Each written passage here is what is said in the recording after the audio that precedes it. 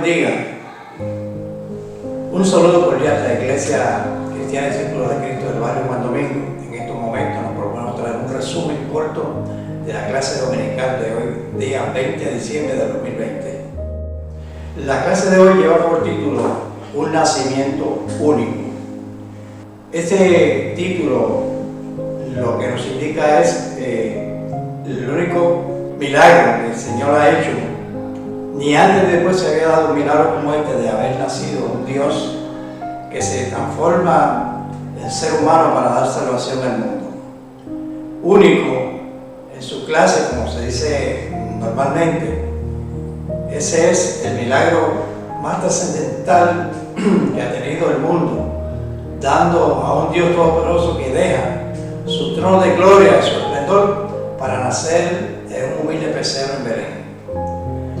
Para esta hora tenemos en esta clase un texto áureo que dice de la siguiente manera: dará a luz un hijo y pondrá por nombre Jesús, porque él salvará a su pueblo de todos sus pecados.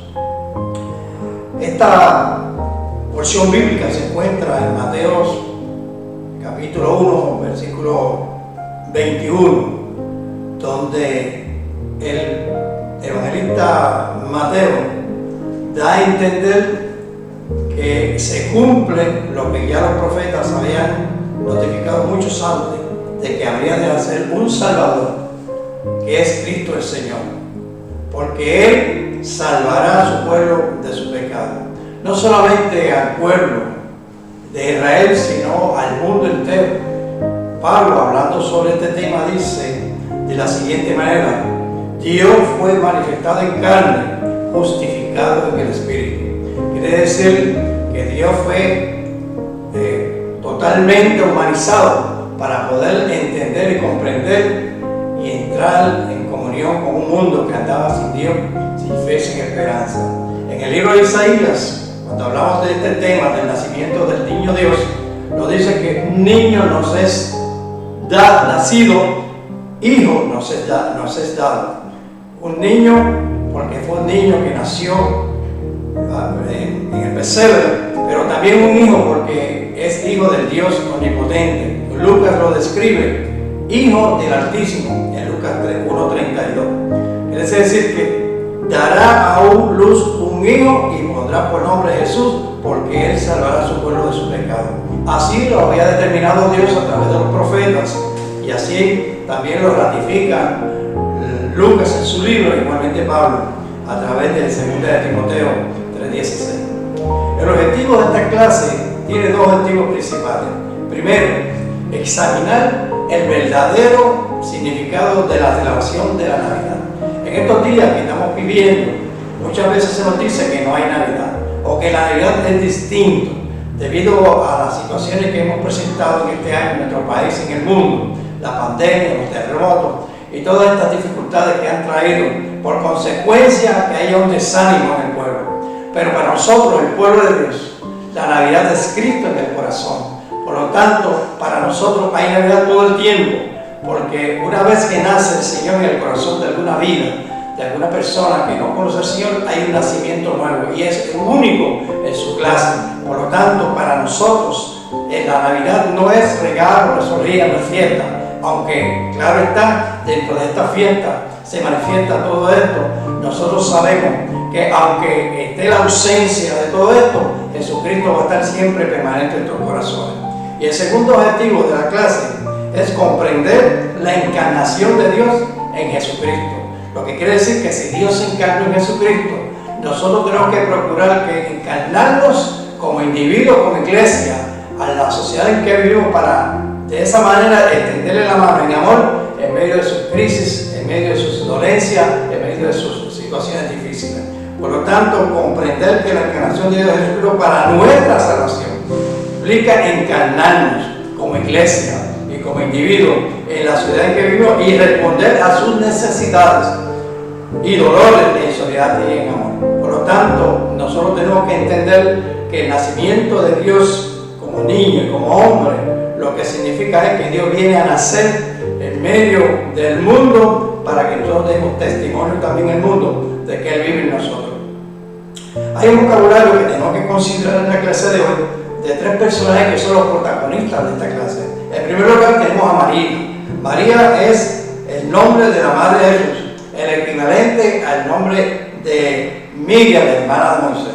Esto es una de las muchas señales que vemos, cómo hay un hilo conductor entre el Evangelio y lo que es la obra salvadora de Dios para Israel en aquel momento.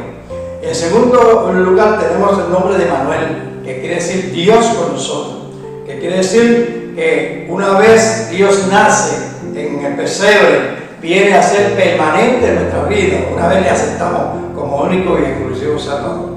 Cuando yo leo esta palabra de Manuel, Dios con nosotros, pienso cómo aquellos pastores en un momento dado, cuando tienen que dejar sus rebaños, no piensan que aquel rebaño puede perecer, sino que abruptamente corren al pesebre para ver el milagro que Dios había hecho. Naturalmente, allí había un cuidado y allí se demuestra que Dios estaba con los pastores y que Dios estaba con el pueblo.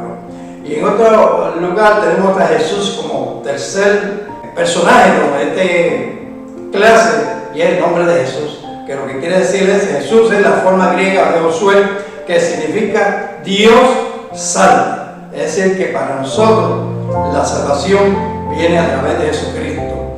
Es interesante cómo nosotros podemos ver en el texto bíblico, el primer texto de esta porción bíblica, el 18, hay algo que a mí me llamó la atención desde el principio, y es lo siguiente: el nacimiento de Jesucristo fue así. Es una forma afirmativa de que realmente lo que sucedió allí en Belén es real y es verdadero. No hay otra forma. Lo que está diciendo el evangelista es que así como lo dijeron los profetas, así como lo dijeron aquellos antepasados, así mismo sucedió. Que estando ella comprometida con José, habría de tener en su vientre un fruto que era por obra del Espíritu Santo en la vida de María. Es decir, que hay un momento en que el evangelista afirma con toda determinación que ese acontecimiento no es para dudas de ninguna clase. Nadie puede levantar dudas sobre este nacimiento porque el Señor así lo había dicho de antemano.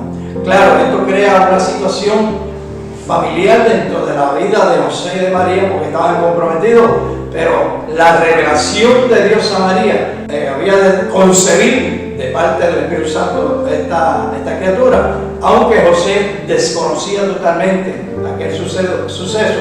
Luego más tarde Dios tiene que intervenir en la vida de José para poder comprender que realmente aquello era obra por gracia del Espíritu Santo. Y así como lo habían dicho los profetas desde un principio, dará a luz un hijo y le pondrá por nombre Jesús. Ese nombre no fue dado por José ni por María, es un nombre que es dado por el mismo Dios a través de los ángeles, porque Él salvará a su pueblo, como había dicho al principio de nuestra clase en el textuario. Era para salvación de Israel, para salvación de las naciones, como así Dios lo había prometido, que habría de traer un Salvador, un Redentor, que habría de regir el pueblo de Israel y el pueblo gentil. La Biblia dice, hablando sobre lo que Pablo testifica de que fue manifestado en carne, que Él fue justificado en el Espíritu, fue visto de los ángeles y fue predicado a los gentiles, lo que quiere decir que Dios no vino solamente para el pueblo de Israel, sino que vino para salvar al mundo pecador, tanto judíos como gentiles. Por lo tanto, en esta hora, en esta clase, podemos ver claramente por qué le podemos titular un nacimiento único, porque solamente Dios puede hacer una obra tan magistral de poder encarnarse en la vida de Jesús de Nazaret. Una vez en concebir a los judíos, le pondrán por nombre Emanuel. Hay dos nombres importantes en esta clase: Jesús, Salvador; Emanuel, Dios con nosotros. Lo que quiere decir que Dios estará con su pueblo en todo tiempo. No importa las situaciones que podamos presentar en el mundo, no importa las pruebas. La iglesia está pasando por momentos difíciles, pero nosotros sabemos que aún dentro de las pruebas, Dios estará con nosotros. La Biblia dice que Dios guardará a su pueblo de toda prueba que venga sobre la faz de la tierra. Lo que quiere decir que estamos cimentados sobre una roca inconmovible que es Jesús, y a través de ese nombre podemos tener la salvación y la libertad de que vamos a estar bajo la mano poderosa de un Dios vivo, de un Dios de poder. Así que tenemos entonces para nosotros en esta hora una clase que nos enseña en su resumen cómo podemos entender esta clase de una manera clara, de decir que Jesucristo es Emmanuel, es Dios con nosotros. Es decir, que no estamos solos, estamos protegidos. La Biblia dice que el que habita al abrigo del Altísimo morará a la sombra del Omnipotente. Eso quiere decir que este Dios está con nosotros y que nunca nos dejará siempre que nosotros vayamos a serle fieles. Por lo tanto, ese es el Dios que nació en Belén, ese es el Dios que fundó el mundo, ese es el Dios que está con nosotros, ese es el Dios que dio a su Hijo unigénito para que todo aquel que en él cree no se pierda, mas tenga la vida eterna.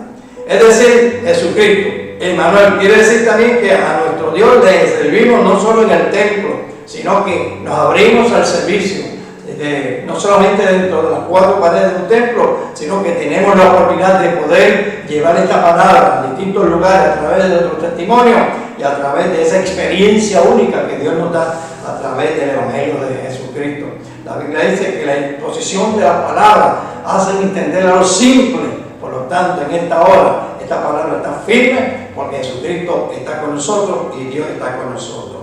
Por tanto, la celebración navideña no es fiesta, no es olvido, es Cristo en el corazón del hombre. Y nosotros como iglesia tenemos que procurar que ese nombre sea grabado en el corazón de muchos de nuestros amigos, de nuestros familiares, para que entiendan que un día este mismo que nació allá en Belén como un niño, que creció y se desarrolló y luego murió por nosotros, un día vendrá por nosotros para darnos salvación y llevarnos a la vida eterna.